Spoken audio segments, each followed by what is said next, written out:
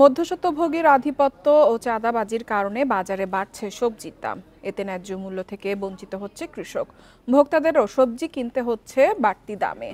এমন তথ্য উঠে এসেছে ট্রেড অ্যান্ড ট্যারিফ কমিশনের প্রতিবেদনে। ভোক্তা অধিকার সংগঠন ক্যাব বলছে, নিত্য পণ্যের বাজার স্বাভাবিক রাখতে দরকার কার্যকর নজরদারি। বাজারে সব মৌসুমে সবজি পাওয়া গেলেও দাম নাগালে থাকে না। বিশেষ করে বৃষ্টি হলেই বেড়ে যায় কাঁচামরিচ সহ বেশিরভাগ সবজির দাম। চড়া দামে কিনতে বাধ্য হন ভোক্তারা। মানুষের ওরকম আর্নিং সোর্স নাই, ব্যবসা বাণিজ্যগুলি মন্দা, চাকরিতেও ওরকম ভালো অবস্থা নাই, সব জায়গায় মন্দা। তার মধ্যে যদি এরকম হয় তাহলে আমরা কোথায় যাব? বাজারে এমন সংকটের কারণ খুঁজে বের করেছে ট্যারিফ কমিশন। সবজির বাজারে সমস্যা চিহ্নিত করে প্রয়োজনীয় ব্যবস্থা নিতে সম্প্রতি বাণিজ্য মন্ত্রণালয়ে প্রতিবেদন পাঠায় সংস্থাটি। এতে বলা হয়, কৃষকের কাছ থেকে কম দামে পণ্য কিনে তা বেশি দামে বিক্রি করে মধ্যস্বত্বভোগীরা। পাশাপাশি বাজার ও পরিবহন কেন্দ্রিক চাঁদাবাজিতে সরবরাহের সময় বাড়তি টাকা দিতে হয় আড়তদারকে, যার নেতিবাচক প্রভাব পড়ে সবজির বাজারে। চাঁদাবাজি জিনিসটা এটা একদমই ভালো না, কারণ এটার জন্য অনেকের অশান্তি হয়। পরিবহন ভাড়া বেড়ে যায়, তরকারি খরচ বেড়ে যায়, একটার কারণেই যাতে গাড়ি আসতে আসতে ওরে দেওয়ান লাগে জায়গায় দেওয়ার লাগে, গাড়ি ভাড়া বেশি বেড়ে যায়। সরকারের সুষ্ঠু কৃষি বাজার ব্যবস্থাপনা সংক্রান্ত নীতিমালা হলেও কার্যকর সমন্বয়ের অভাবে তা বাস্তবায়িত হচ্ছে না। তাই ভোগ্যপণ্যের বাজার স্বাভাবিক রাখতে আলাদা উদ্যোগ নেয়ার আহ্বান ক্যাবের। প্রকৃত জায়গায় যে যারা পাওয়ার উপযুক্ত তারা যেন এই সুযোগ সুবিধাগুলো পায়, সেক্ষেত্রে আসলে স্বচ্ছতা এবং জবাবদিহিতা নিশ্চিত করা, এটার ক্ষেত্রে রাজনৈতিক প্রভাবমুক্ত রাখা, সেই বিষয়গুলি কিন্তু আমাদের চিন্তা করতে হবে এবং একই সাথে চাঁদাবাজির বিষয়টা বন্ধ করা দরকার। সঠিক বাজার তদারকির পাশাপাশি সবজি উৎপাদন এলাকায় আধুনিক হিমাগার তৈরি সুপারিশও করেছে tariff commission. Shahid Ahmed, independent news, Dhaka. এ বিষয়ে বিস্তারিত আলোচনা করতে আমাদের সঙ্গে যুক্ত হয়েছেন কৃষি মন্ত্রণালয়ের সাবেক সচিব আনোয়ারুল ফারুক। আনোয়ার ফারুক, আপনাকে স্বাগত জানাচ্ছি অর্থনীতি সারাদিনে। আপনার কাছে জানতে চাইবো, আমরা দেখলাম যে ট্রেড অ্যান্ড ট্যারিফ কমিশনের প্রতিবেদনে উঠে এসেছে মধ্যস্বত্বভোগীর আধিপত্য এবং চাঁদাবাজির কারণে সবজির দাম বেশি। একটি সরকারি সংস্থার এই প্রতিবেদন। অন্য যে কোনো সময় আমরা দেখি যখনই বাজারে সবজির দাম এছাড়া অন্য যে কোনো পণ্যেরই দাম বাড়ে, সবসময় অভিযোগ করা হয় অথবা দাবি করা হয় যে মধ্যস্বত্বভোগী এবং চাঁদাবাজির কারণেই দাম বাড়তি। কেন এই দুটো বিষয় থেকে আমরা বের হয়ে আসতে পারছি না এবং সরকারের নজরদারি কেন সেই রকম ভাবে করা যাচ্ছে না?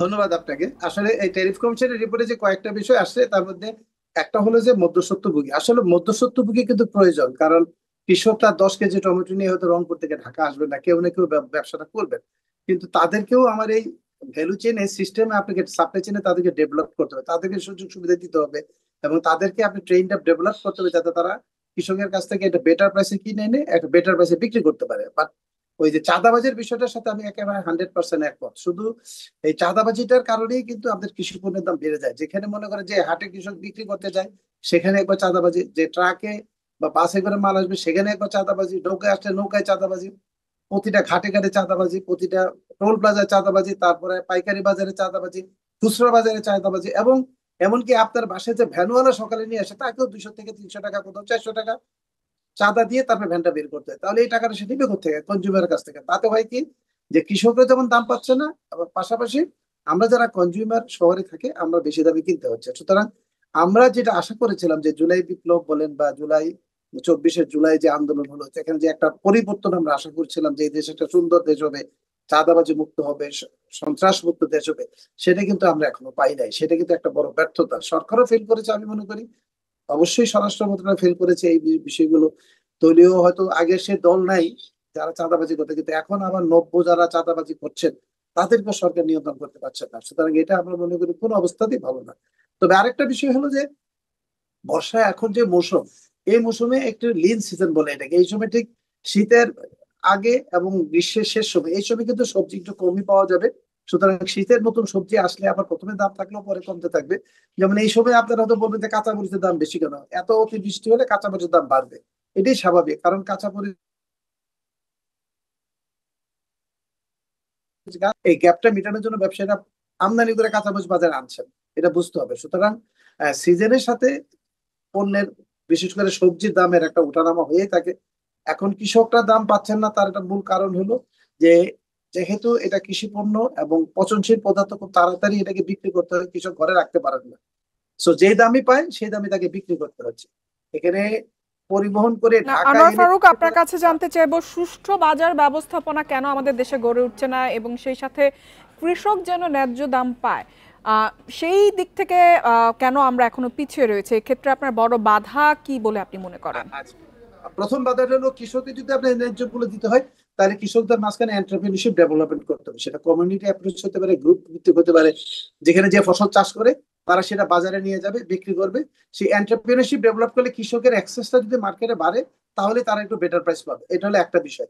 সেই জায়গায় আমরা কাজ করতে ফেল করেছি। আমরা যদিও কৃষি সম্প্রসারণ বিভিন্ন দল গ্রুপ করেছে, কিন্তু তাদের আর্থিক যে বাজার ব্যবস্থাপনায় প্রবেশ করার জন্য তাদের যে ক্রেডিট সাপোর্ট দেওয়া, সেইগুলো না দিতে পারলে, তাদেরকে সেইভাবে দক্ষ করতে না পারলে, ব্যবসায়ী তৈরি করতে না পারলে, এন্টারপ্রেনারশিপ তৈরি করতে না পারলে সেটা হবে না। সেই জায়গায় আমরা ফেল করেছি, সেটা করার দরকার। দ্বিতীয় হলো যে মার্কেট ব্যবস্থাপনা বাংলাদেশে একেবারেই দুর্বল। আপনি বলতে পারেন যে মার্কেট কোনো ব্যবস্থাপনা নেই, কারো কোনো নজরদারি নেই, কন্ট্রোল নেই। না হলে ভরা মৌসুম, এখন বড় মৌসুম, এখন আমার চালের দাম বাড়বে কেন? এখন তো চালের কোনো ক্রাইসিস নেই, কোনো আমদানি করা প্রয়োজন হচ্ছে না, তারপরে চালের দাম বেশি কেন? সুতরাং বাজার ব্যবস্থাপনা সরকার একেবারেই দুর্বল। এখানে মনিটরিং এর কোনো ব্যবস্থা নাই, নিয়ন্ত্রণের কোনো ব্যবস্থা নাই। আমরা মনে করি নিয়ন্ত্রণ করে বাজারের ব্যবস্থা কন্ট্রোল করা যায় না, এখানে সাপ্লাই এবং ডিমান্ডের উপর নির্ভর করে। এখন ভরা মৌসুমে চালের সাপ্লাই থাকার পরেও কিন্তু চালের দাম বেশি। এটা তো কাঁচা মরিচ না যে এখন বর্ষা মৌসুম দাম বাড়বে, কিন্তু চালের দাম বেশি কেন? সুতরাং এখানে আমরা মনে করি যে সরকার যেটা গ্যাপ হয়েছে, যে ব্যবসায়ীদের সাথে সরকারের আরো বেশি লিয়াজোটা, সম্পৃক্ততা ভালো থাকা উচিত। কি কারণে দাম বাড়ছে সেই সমস্যাগুলো আইডেন্টিফাই করে তাদের সাথে বসে এগুলো সলভ করতে হবে। তা না হলে কিন্তু আপনার নিয়ন্ত্রণের বাইরে চলে যাচ্ছে। এখন চাউলটাও যদি আপনার সিন্ডিকেটের হাতে চলে যায়, চাউলটাও যদি সিন্ডিকেট নিয়ন্ত্রণ করে, তাহলে তো গরিব মানুষ, আমাদের যারা হতদরিদ্র এবং নিম্ন আয়ের মানুষ, তাদের জন্য আসলে একটা সমস্যা হবে জীবন নির্বাহ করা। এখন আনোয়ার ফারুক, বাজার নিয়ন্ত্রণ করার জন্য কিন্তু আমাদের দেশে অনেকগুলা সরকারি সংস্থা রয়েছে, বাণিজ্য মন্ত্রণালয় রয়েছে, কৃষি মন্ত্রণালয় রয়েছে, ট্রেড অ্যান্ড ট্যারিফ কমিশন, অনেকগুলা মন্ত্রণালয় সংস্থাও রয়েছে, কিন্তু তারপরেও আমাদের যে ঘাটতি, সেই ঘাটতি কেন আমরা পূরণ করতে পারছি না? এখানে দেখেন, আসলে বাজার নিয়ন্ত্রণ হয় না, এটাই আমাদের একটা ভুল ধারণা। আপনি বাজার কৃষি মন্ত্রণালয় যে ডিপার্টমেন্ট অফ এগ্রিকালচার মার্কেটিং, সেটা শুধু তথ্য উপাত্ত সংগ্রহ করে, তারা আসলে বাজার নিয়ন্ত্রণ করে তাদের কোনো হাতিয়ার নেই, তাদের কোনো পাওয়ার নেই। সে কিভাবে নিয়ন্ত্রণ করবে?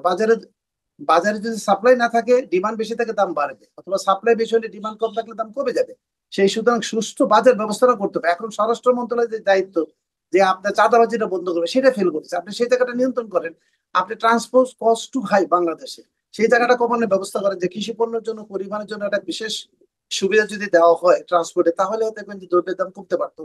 বাজারে আপনি যে চাঁদাবাজিটা বন্ধ, কারণ বাজার বলেন, পাইকারি বাজার বলেন, খুচরো বাজার বলেন, তারপরে আপনার রিটেল বলেন, সেখানে চাঁদাবাজি আপনি বন্ধ করতে না পারেন, তাহলে তো জিনিসের প্রতি দাম বাড়বে। সুতরাং এটাতে হলো ল এন্ড অর্ডার সিচুয়েশনে দেশে যত ভালো হবে, ততই আপনি এখানে ভালো আশা করতে পারেন। কিন্তু কৃষি মন্ত্রণালয় বা বাণিজ্য মন্ত্রণালয় যে প্রতিষ্ঠান, ভোক্তা অধিকার দিয়ে আপনি মোবাইল কোড করে তো জিনিসের দাম কমবে না। জিনিস বাজারে অ্যাভেলেবেল হলে দাম কমবে, অ্যাভেলেবেল করার ব্যবস্থাটা করতে হবে। উৎপাদন পর্যায়ে কৃষকদেরকে উৎসাহিত করতে হবে। মার্কেটিং করার জন্য তাদের চ্যানেলগুলোতে তাদের অ্যাক্সেস বাড়াতে হবে। পরিবহন ব্যবস্থাটাকে আরো সহজ করতে হবে। আমাদের নৌপথে পরিবহন কষ্ট অনেক কম, সেখানে আমরা একেবারেই পিছিয়ে আছি। নৌপথ আমাদের নাই বললেই চলে। রেলে ট্রান্সপোর্টেশন কষ্ট অনেক কম, রেলের টাইমিং এর জন্য অনেকের রেলে ট্রান্সপোর্ট হচ্ছে না। এই জায়গাগুলো আমাদের আরো বেশি কাজ করতে হবে আমি মনে করি। ফারুক, আমাদের সাথে যোগ দেওয়ার জন্য আপনাকে অসংখ্য ধন্যবাদ।